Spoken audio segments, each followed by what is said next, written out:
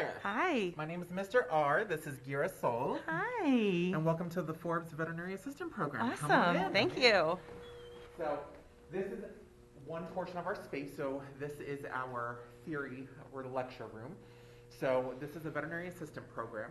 And so what we do here is we are teaching you guys to become entry level to work in the veterinary field.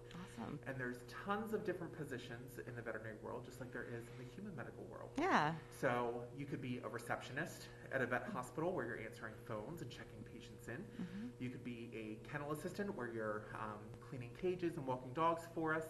Or you could be a veterinary assistant, which is sort of the goal of this program. Mm-hmm. So a veterinary assistant works as someone who restrains animals. They run lab work and different diagnostic testing for doctors.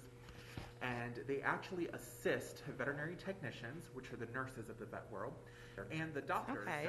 The So we're looking at vet assistant, vet tech, veterinarian. Yes. But of course, there's other things that lead up to the vet assistant, like you mentioned, a receptionist, kennel attendant. Yes, So and awesome. This program, like if you decided that you wanted to learn more about animals, Mm-hmm. but you don't like blood, or you don't want to deal with some of the dirty methods of veterinary medicine, Yeah. such as going to the bathroom and things like that animals do, you can certainly still work in a vet hospital, and this program will give you the baseline knowledge to work as a receptionist or a kennel assistant. Oh, that's great. And the goal of this profession and of this program is not just to get you working as a veterinary assistant. We can certainly do that, but it's also to help you think about additional college opportunities and career opportunities, such as maybe going on to college for Mm-hmm. being a veterinary technician or a veterinarian. Awesome.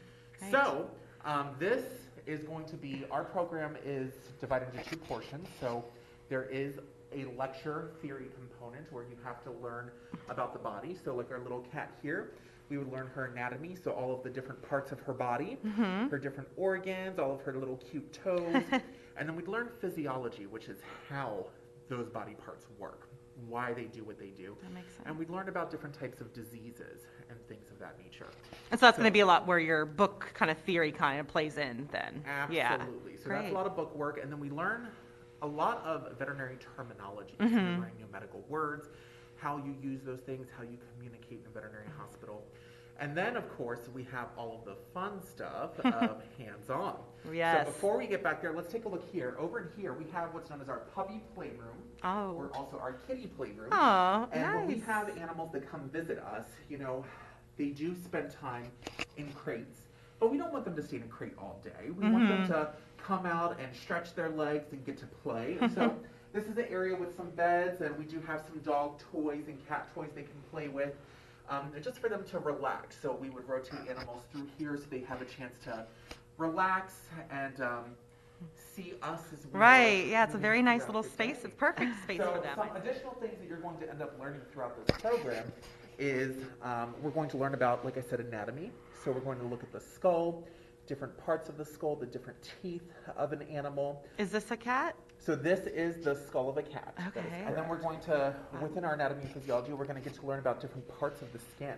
So this is actually a sample, a replica of skin, and this gives you the different layers of the skin where hair follicles come in. And then we'll get to look more into other parts of ear anatomy. So this shows a normal, healthy ear. But a lot of times we have animals that get ear infections. So this ear canal actually gets inflamed. Wow. And so it fills up with earwax or infection and other things like that. So we'll get a chance to learn more about those diseases as well and how we're going to help these animals feel better. Definitely. in the long run. Great. So come back with me. We are going to take a look here. This is our lab area. Ooh, very nice. So we have multiple sections here.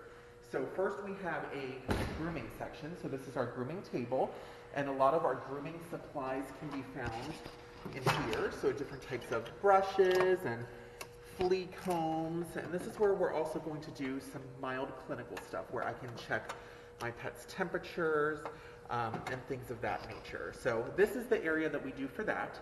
And then over here is our wet prep area. So this is all of our different sinks and things that we have. So when you're working in the veterinary field, not only do you have to focus on the animal, but we also have to focus on the different procedures and lab work that we do to make sure, obviously, have an area to bathe our pets. And so this is our bathing table here. So it's a nice sized tub that allows for many different sizes of dogs, as well as I have, the little tabletop here that we can put our cats on, so we don't have to bend. Yeah. And then, as you see here, we have one of our runs for our big dogs.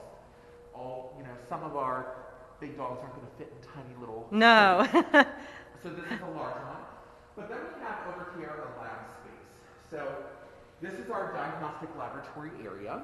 So this is where we have multiple microscopes here, different types of stains. We have blood tubes in here and different materials that we would use for performing urinalyses and different types of blood work.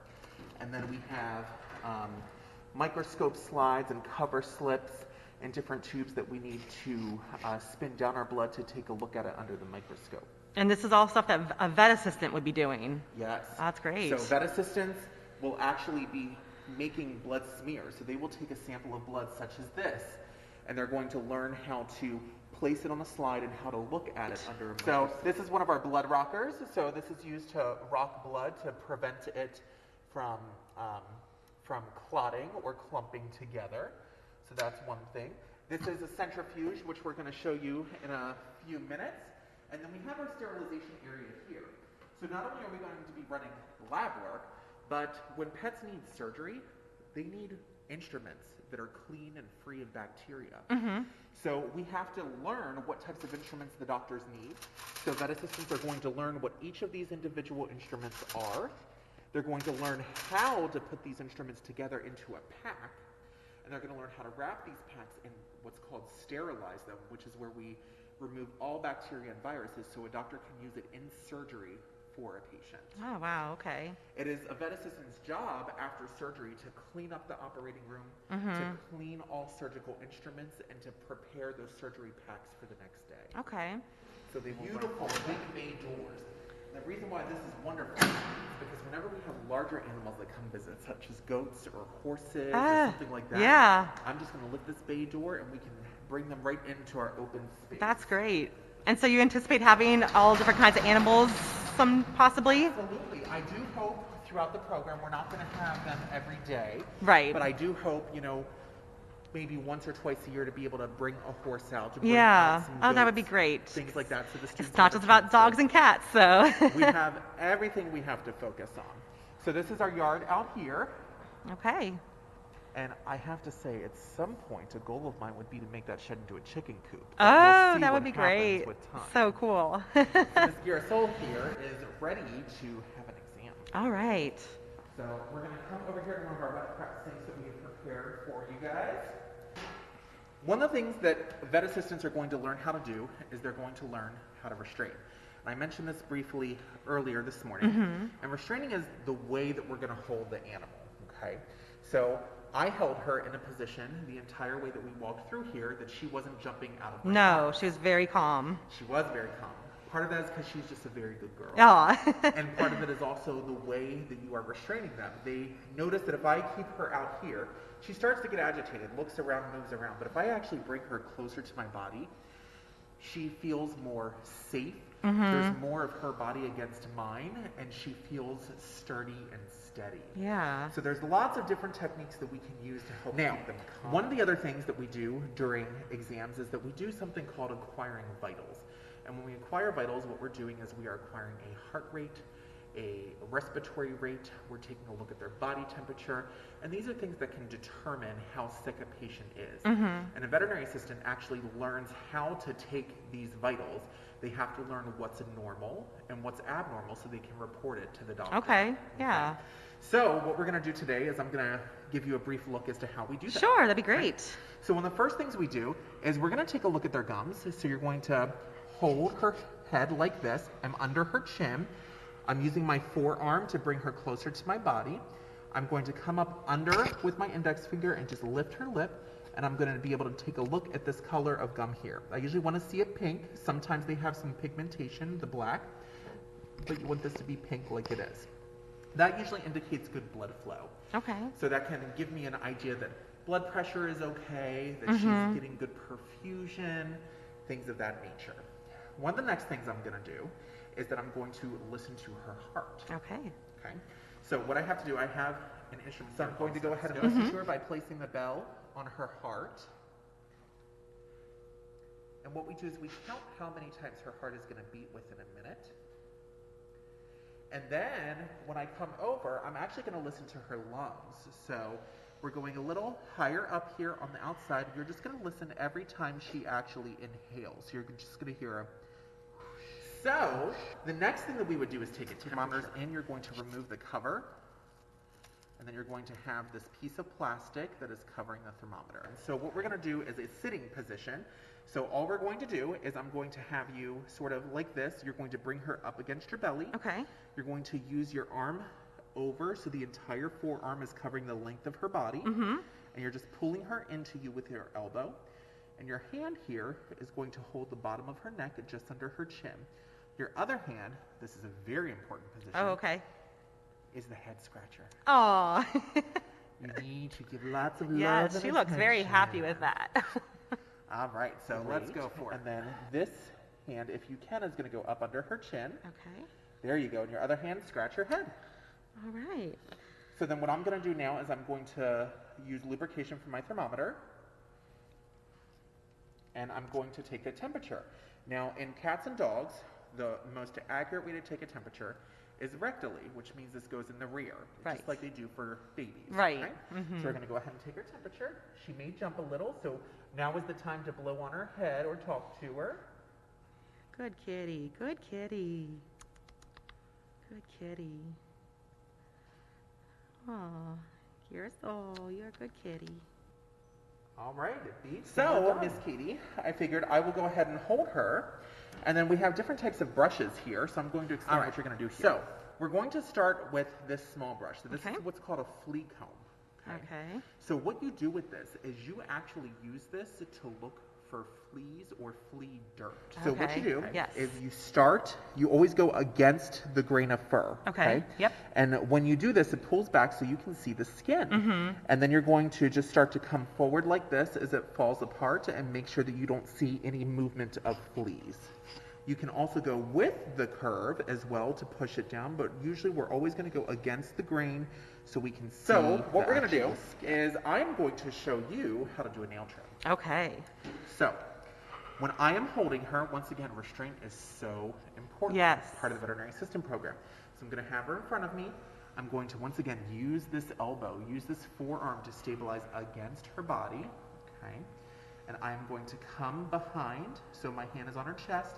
I'm going to slide my index finger in between her two legs, like you can see here. I'm going to have her elbow in between my thumb and my index finger. And I'm going to just grab both legs. And I'm going to pull her down. And when I do, I'm going to extend out the paw. And then you will be able to start trimming nails. So let me show you how we do this. So when we pull apart the nail here, come in a little close and see. As you see here, she has a more clear nail, but there's a pink portion right there. That's called the quick. That contains a blood vessel and a nerve. So whenever you trim a nail, you actually want to go to the part that you can see through, but you don't want to cut the pink. You don't want to get too close down, So when you use the nail trimmers, these are called guillotines, you're going to actually turn it so this is facing the back, this is the front. And you're going to stick the nail in between both portions here. Make sure when you scissor down that you are not on the pink. Okay? Yep. And then you just go ahead and clamp down and let go. And that's it. There you go. So let's have you do the next one. So I'm going to have this facing her. Yes.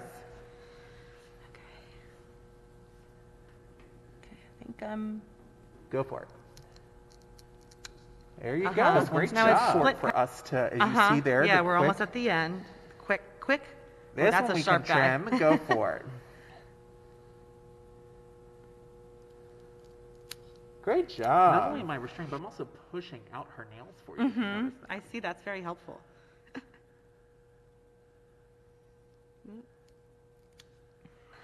Thank you for being a good patient. Girl.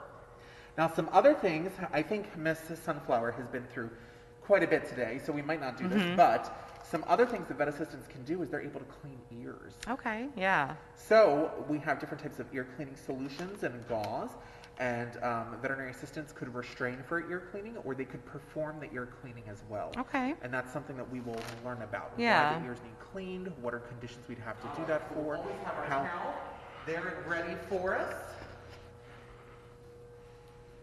Gentle Feline Shampoo. And so with this unit, what we're going to do is you're using a spray nozzle, okay? So we don't have water that's constantly running down the drain, okay? So we're going to turn on the water. We're going to give the hot water a few moments to warm up. Good. Okay.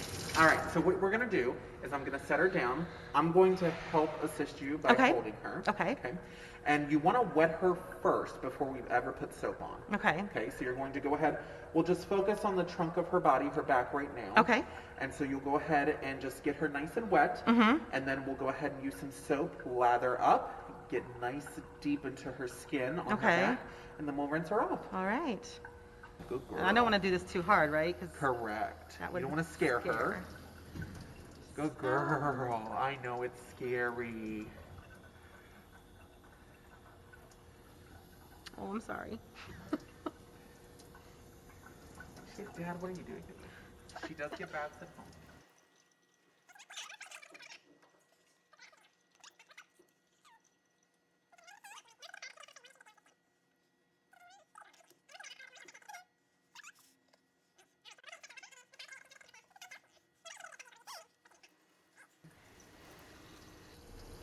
And a lot of times with animals, you have to have two people, just because obviously she would run away. She doesn't understand or want it. So part of this program is learning how to work as a team as well. All right, so we'll hand you the towel.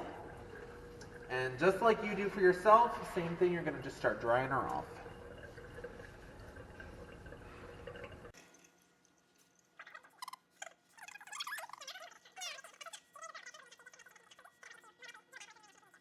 This is all really interesting, and I'm so glad that you got to show us all of this. I'm glad we had a volunteer Girasol here today for us as well. She's nicely napping after all of her spa day here, I'd say.